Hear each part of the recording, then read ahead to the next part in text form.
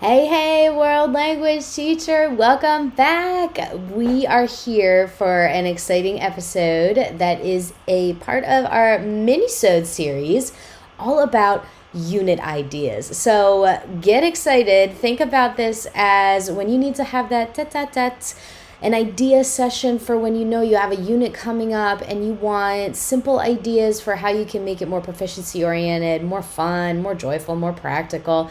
And that lovely planning session that you wish you had with your awesome colleagues, but right here in your earbuds, let's go. These unit ideas mini-sodes are so much fun for me, so I can't wait to keep working towards more units for you. But if you're teaching an upcoming unit and you need some ideas for it, feel free to let me know. DM me on Instagram or send me an email. You'll get an answer faster through email because I do check that more often. But let me know what you have coming up. You can even text the podcast now. Isn't that wild? I'm so excited about that new feature. So contact me to let me know what new units that you have coming up, and I would love to do a mini-sode about it. But without further ado, this one in particular is all about the skill of describing. And for many of you in level 1, that comes through some sort of either physical or personality traits unit. So let's get into it. Here are the ideas that I have for you. First of all, why do we do this unit? It seems an interesting choice for level 1. So I wanted to give you some context as to why this is a very common unit in either your proficiency-based curriculum or your textbook that claims to be proficiency, may or may not be true, TBD, depends on the publisher. But this is a very common unit to do with level 1 students or even level 2s if you have not done it yet. But here's why. Let's look first at the language functions for ACTFL that came out through the new performance descriptors released in 2024, just last year. They're brand spanking new. They're so good. It makes it a lot easier to understand what ACTFL is expecting of us when we're working with students at each of the different levels. This skill in particular that we're honing in on is the ability to describe someone or something, which is a key novice skill. It's one of the big performance indicating skills on the performance indicators for a novice. If you can do this barely, but it's there in list form, you're novice low. If you can do it, but with a lack of confidence and you need a lot of scaffolding, you're novice mid. And if you can do it confidently in a few, maybe not so original, but in a few sentences at least, then you're novice high. So description is the key indicator of what type of novice your student is, and it is the key central focal point, all those good terms to describe what actually is a novice and what are they capable of doing. So it's important to have some sort of description unit in your level 1 program at some point. You could be describing ice cream. It doesn't really matter. As long as your students are working towards the skill of describing something in their immediate environment that they work with or see often. And for many people, that means, well, why don't we just describe ourselves and then move forward into describing other people, because then they can get used to that third person form, which is so crucial to language and expression. And here we are with the physical and personality traits unit. For some people, it's just personality traits. It doesn't really matter either way that you're going about this. If this is something that you are doing, I've got ideas for you. So in the ACTFL performance indicators, the language functions start with the self and then moving into others and the environment around them. So describing other people, this skill of physical and personality traits, fits into that crucial language function that your students need to move to, from being all about themselves in their language abilities to start moving around them into another sphere, which is describing something around them or describing another person. So it does become more difficult the more areas of spheres you have to jump through. So there's the self, like me, myself, and I, my immediate environment is the next one. People I know, that whole deal. And then me with other people is a whole nother sphere. And then the world in general and things in general and ideas in general, and then you go into things and ideas in multiple time frames and moods and tenses. That's a larger area and sphere. That's a whole tangent that will show you, though, that how the different levels of language functions progress. So for your students to jump from the first one, me, myself, and I, to others, they need to be able to describe. And that's what this unit does. So if you got something different but still serves that same function, then go for it. It doesn't matter. However, many people have some sort of describing others unit, or even describing themselves, students describing themselves. It's a really natural transition. So we often miss this in curriculum development, but we do this thing where we're like, oh, okay, we need to hit the skill of students need to be able to do lists. Okay, now they need to be able to do phrases. Okay, now they need to be able to do sentences. But where's the transition between those ideas? How are you supporting them from one jump to the other? And that's where you get a lot of students who are stuck in that middle ground between phrases and sentences. They just can't make that jump. So describing themselves and others in the same unit allows them to do that, because you're working with that familiar language of what they've already done with you for a few months of me, myself, I, yo, me gusta, je suis, that whole deal of I am. And then they start moving more with like, okay, he, she, is, or they, if you're using the more gender neutral pronoun, anything like that. So moving from the self to the other is a nice natural transition that this unit can do for you. So just to give you some context onto why this is really popular. That's why it can be so useful. So how can we make that transition and that description piece very real world and compelling? Describing self and others. I mean, yeah, it's a very real world skill. You don't really have to work hard to make that real world, because it is. Describing yourself and others, very important. So what about the compelling piece? How can we make this wildly interesting for students? That's where the fun comes in. And this is where you can really get a great unit. So here are some ideas I have for you. Why not describe really interesting people? And think first, who would be interesting to your students?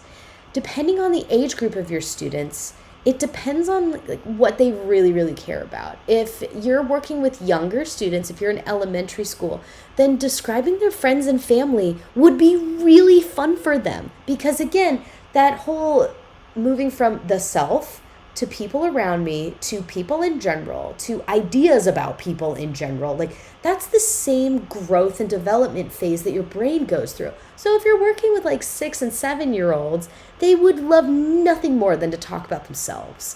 And if you're working with 10 to 11-year-olds, they really want to talk about their friends and their family. They're going to have so much fun with that. And maybe a little bit about like famous people in their world, and like favorite characters and movies and stuff, but mostly they're going to want to talk about the people in their immediate environment. Middle schoolers and high schoolers are absolutely fascinated by other people. They do not want to talk about themselves at all. Why? It's a weird transition phase for them. You know, they don't really want eyes on them. I mean, some kids will really want to talk about themselves, but in reality, most kids don't really want to talk like in depth about what they look like. Think about yourself at age 16. Did you want to talk a lot about what you looked like? Probably not. So give them the same grace if you're in that unit. I like to make this unit about other people and really interesting people. Since I always worked with high schoolers and occasionally middle schoolers, but mostly high schoolers, I like to do this unit on famous people. And you can even why not add more of a social, emotional element to it and a sociocultural learning element to it by talking about famous people from your target culture. So this is a great opportunity to dive into that. There are some really fun examples that you can do with this. I'm going to show you at the end. If you're looking for a done for you unit, I'm going to show you some things that you can use from my own curriculum library.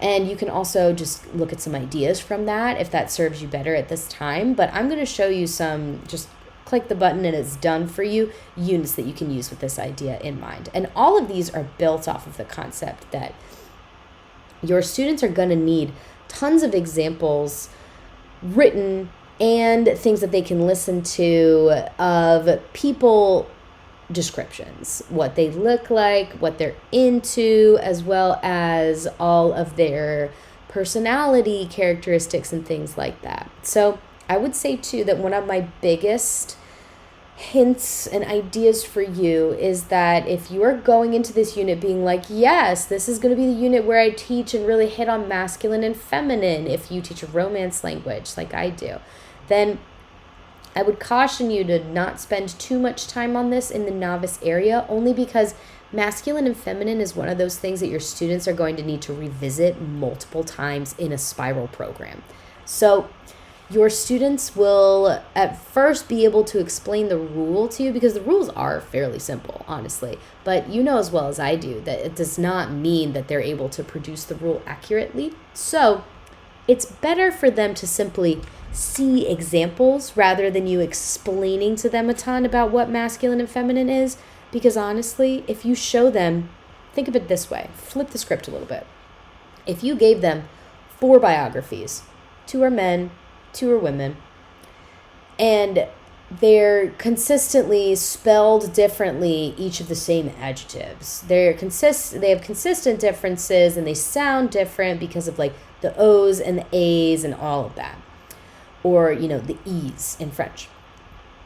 If that's the case, then your students will eventually pick up on the idea that, oh, this looks different, whether you're male or female. I'm seeing some sort of difference. What is it? And they'll ask you what it is. And you can say, okay, well, look at the adjective for friendly. Look at the adjective for artistic. Look at the adjective for athletic. What do you see is on the end of all of these? Do you see some instances where there's not an ending change? And see if they can figure it out themselves and notice it themselves first. And then that can be your whole lesson of, oh, okay, that's the difference.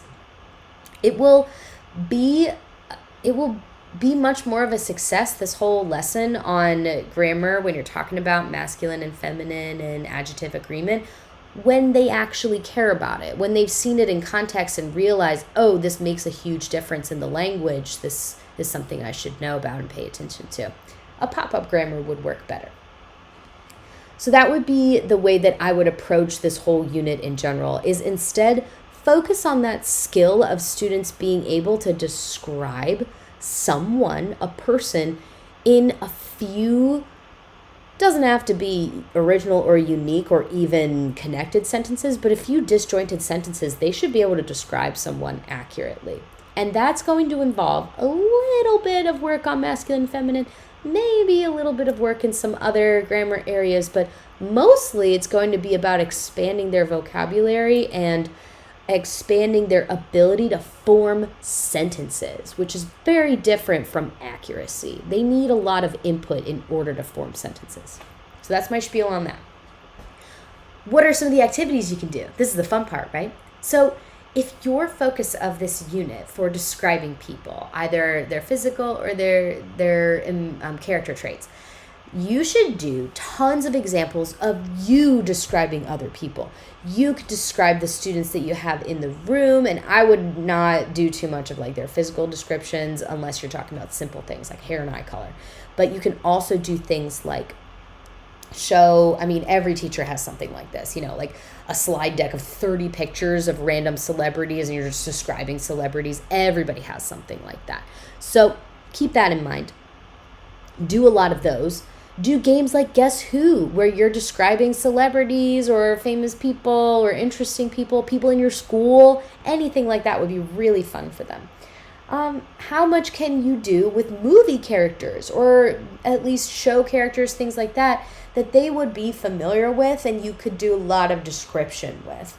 You can also do all kinds of games with who's the bad guy, who's the good guy, and give them a bunch of different circumstances and things that they could work with. I would also say, too, a great way that you can get a ton of input with describing people and help build their linguistic capacity to write sentences through seeing you do it and hearing you make complete sentences about this is do Pictionary with categories of people and describe things. Just describe, and see if they can draw better pictures of it. I would also do lots of listening practice. If you can find anything where people are describing themselves or describing each other, that would be really, really helpful. And then a really fun project or activity that you could do that would be absolutely hilarious. You can either do it with fictional people or you can have them pick real people to do, or it could be for them. Why not? Is have them do a dating app profile where they're describing themselves and making themselves look real good. And they could put a picture, what they like to do, or it could be, like for somebody in their life that they know, needs a man or needs a lady friend. That would be really, really funny. They would enjoy that. How much can you do with images with this? Like, do you have some printouts or any kind of cards that you can do lots and lots of visuals and do all kinds of tactile description things? Like, can you do like a Mr. Potato type deal where you bring in Mr. Potato and you list the kind of character, personality, and physical traits that the Mr. Potato Head has, and students have to build it based off of what you describe? Like, stuff like that would be so fun. So those are all different ideas that I have for you on ways that you can make this unit really fun and describing people. I've even seen an activity before that I used to use in my classroom. I don't remember who it's by, or I would give you the link, but it was something about you had to, oh my gosh, I wish I remember who made it, but it's such a good idea. It's a creator on TPT. If this is you and you're listening, let me know if this is you. I'd love to link it. But it was a great activity I used to use in my classroom where it was a person, a picture of just like a sketch of an outline of a human being, and you would flip a coin and the coin, how many times you flipped it would give different traits, and your students had to draw those traits on the body, and it was really, really fun. Like they would draw like, oh, the person was tall or was short or had blonde hair or had curly hair or had black eyes or had green eyes. Like it was interesting. So you can do things like that too. I would say as well, as many picture talks as you can do where you're describing people, bam, you're set. Now, here's my favorite final project to do with something like a description unit. And as well, a note for this is that if the whole idea of doing physical traits kind of makes you feel like, I don't know if I want to do that, that's not really that important, skip it. It's not that important. All you're doing is making sure that your students have ways that they can describe another person. So you don't have to spend a ton of time on physical traits if you don't want to, or you could even skip some of the physical traits. Like it can be difficult in a diverse classroom to talk about physical traits. So you also don't want to be doing a lot of things where you're like talking about what people's bodies look like in a middle and high school classroom. Like, it's very hard to do that. You can just skip it. It's fine. It's not a big deal. It's not like they won't be able to interact with a native speaker if they don't know how to say their eye color. That's not that important.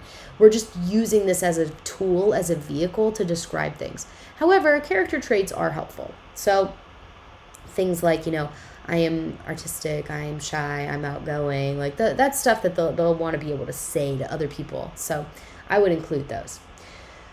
Now, my favorite final project to do is doing something like an Instagram profile where they have to do it about a famous person of their choosing. I like to keep it to a Francophone or somebody from the Latine community or the Hispanic community. And they can do some sort of compare and contrast writing with this as well, talking about themselves and other people, what they have in common. But there's also another idea that I have for you is where you can also do something like an interview project, or if you wanted to make this more of an interpersonal focus, where you could have students pair up with each other and they have to ask each other questions, maybe even as that celebrity. That would be fun. So check out those ideas and see if anything really speaks to you. Now, if you're looking for ways to make this a bit easier on you from the classroom teacher perspective, I'm going to show you some ready-made activities for you today so that you can get started on this right away, especially if you're doing this unit right now and you're like, I need some help with this. So if you're a French teacher, I have an activity that's right here ready to go for you, and it is a physical description vocabulary card game as well as a bunch of multimodal activities to get the job done in your class. If you're watching the video here, and if you're listening, I'll give you the link to the video below in the show notes. You can see what some of these activities look like. But what I used to do with this activity with my students is they would get these cut up cards. One side has a picture of a student on it, and then the other card, which is actually a totally separate card, has 3 written descriptions in very simple French of what that person looks like. So you would match up the descriptions with those people, and it's like a little guess who game. There are 32 full color and 32 black and white cards, and the descriptions, yes, still work with black and white because they're very generic descriptions. They're things like, do they have glasses, hair, eye color, all that kind of things. Are they wearing a ponytail? It's very simple. So they have their physical descriptions. This also includes the answer key. But the reason I really love this activity and why I like to recommend it to you is because it is multimodal. There is this activity here where they have to cut out the phrases that describes the person, then they have to match it with that picture. So that's an individual activity. And then there's also a partner activity where there's listening and speaking. There's 2 different versions here where one person has the descriptions of the people and one other person has the images. And they have to describe the images to each other and match them up. Some of the great benefits of this too is that all of the language is ready for novice lows to use. So no matter where this comes in your year, it's ready for you to use. And I would encourage you to do the same thing if you're making this activity on your own. Is if you're putting pictures together and matching it up with a guess who and doing it yourself, that the language needs to be very simple for them to be able to work with this. I would also say, too, that the focus is not masculine and feminine and adjectives and all of that. The focus really is through context and repetition, which is the whole point of a proficiency class. We don't ignore grammar, but we know that grammar has a smaller role than we think it does. I mean, it's more about binding with lots of clear and consistent imagery. This type of lesson here is one of those things that you prep once and then it's ready forever. You just got to cut out the sets of cards and then it's good to go. Make copies for your class and you're ready. And it could be potentially something that goes for even 4 days of your class that you could use for a lot of different things. So I'm going to show you exactly what this PDF looks like if you choose to download this here. These are the different kids that you get to work with. And I love these cards because they're from an artist who does clip art on TPT, who does anime style, and they're all middle school friendly. So all of these are middle school kids and teachers, which is why I loved using these pictures. And their art is credited in the resource as well. So and these are the black and white versions. So your students will be able to match these up, and they're fun to match up too. And you know, like you don't have to get janky pictures from the internet. You'll have nice, high quality, clear images with this one here. It comes with an answer key, and then here are the questions specifically that you can look at. And all of the descriptions that you'll have. You'll see it's very common things that are part of any French 1 classroom.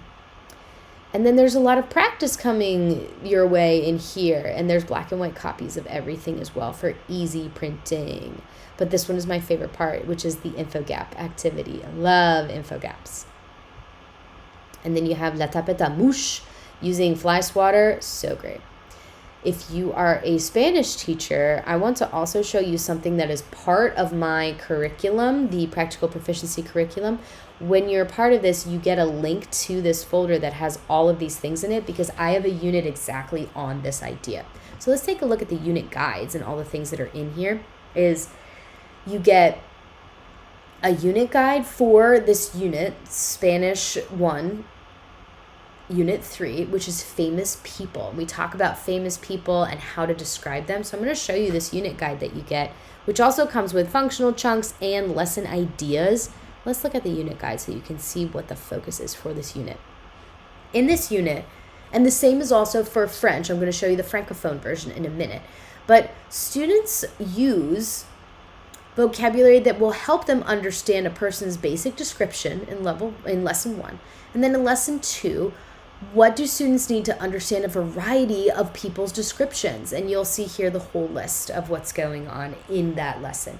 Lesson 3, students are, what do they need to describe a famous person? And that's where they start getting into more of the output focused ideas.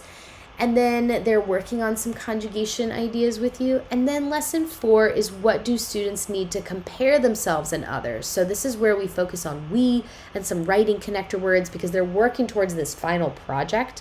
And I'll show you down here what some of those are. They're working towards this final project of I can describe a famous person in detail based on my research. This is a novice mid skill. And you will get with this here a famous people editable biography slide deck. So I'm going to show you this here where you get 30 plus different members of the Latino, Latina, Latine community in simple descriptions that you get to change up if you would like to. So this text box is editable where you can change these up here. And it's a variety of people from a variety of professions. So I have here for you activists, athletes, politicians, writers, artists, the full gambit. You get all kinds of people, and it'll be some people that your students know and love, and some scientists and other people that your students might not have heard of that they'll be excited to learn more about. So this is one of my favorite resources to make, and there's so much that you can do with this. Like you can do picture talk on picture talk on picture talk with something like this. There's so much cool stuff that you can do.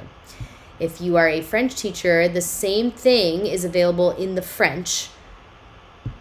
And there's a really, really cool lesson plan in here for you. It also comes with that vocab card section, which is I have some readings in here for you to do some of those biography practices. And I also have in here a project for you to do, which is Francophone Notable, which has in here a giant list of famous Francophones from all over the world, and then a template for you to do this actual Instagram project where your students can, depending on how you want to do it, write all about that famous person. So it has the instructions here, and it also has a bunch of sentence starters and notes for them so that they won't be doing this all on their own. They'll have some language to make it happen.